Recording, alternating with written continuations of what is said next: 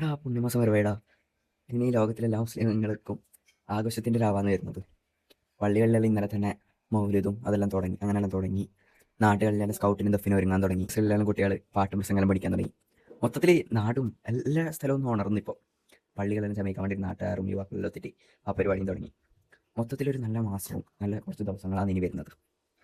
ഈ കുറച്ച് ദിവസങ്ങളിൽ ഞങ്ങൾക്ക് നിങ്ങളോട് പറയല്ലേ, നിങ്ങൾ കഴിയുന്നത്ര ഇബാദത്ത് വർദ്ധിപ്പിക്കാൻ നോക്ക്. പാട്ട് പ്രസംഗം സ്കൗട്ട് ദഫ് അതെല്ലാം അതിൻ്റെ വഴിക്ക് നടക്കും. അതിൻ്റെ കൂടെ ഇബാദത്ത് വർദ്ധിപ്പിക്കാൻ നോക്ക്.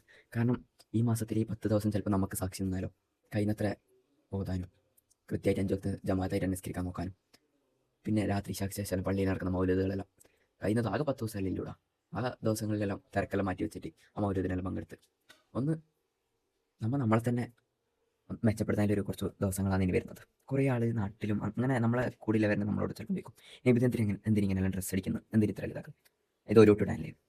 ഇതേ നിന്നോ മംഗലത്തിന് കോട്ടും സൂട്ടും എല്ലാം അടിക്കുന്നില്ലേ, അത് ഒരു ഇടാനല്ലേ.